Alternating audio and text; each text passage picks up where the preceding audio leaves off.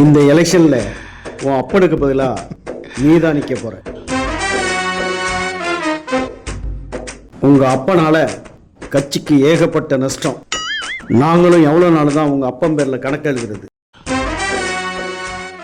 அடுத்தது நம்ம ஆட்சி தான். அடுத்த 5 வருஷத்துல உன் பங்கு 1000 கோடி இங்க வந்துடணும். அதுக்கு மேல உன் திறமை நீ பாத்துக்க. தலைவரை, இதை நான் வன்மையா கண்டிக்கிறேன். கண்டிச்சுக்க. உன்னை யார் இப்ப கேட்டா? 1000 கோடி முடியுமா? என்ன அழகா தலையாட்டுறான். அமைச்சர்னா இப்படி இருக்கணும். தலைவரை, நீங்க அப்படி ஒரு முடிவு எடுத்தீங்கன்னா நான் வேற கட்சிக்கு போக வேண்டி வரும். எந்த கட்சியா உன்னை சேர்த்துக்க தயாரா இருக்கான்? ஒழுங்கா பொண்டாட்டிய கூட்டிட்டு கோயில் கொள்ளன்னு சுத்து போ. அவரை வெளில அழிச்சிட்டு போப்பா. அதான் பையன் வந்துட்டான்ல, வீட்டுல போய் ரெஸ்ட் எடு போ.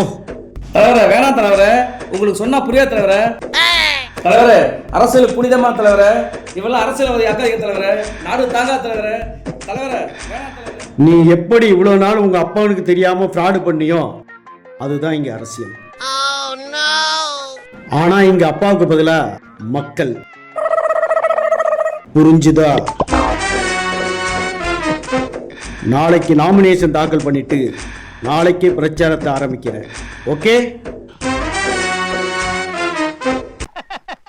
அரசியல்ல இதெல்லாம் சாதாரணமாப்பா.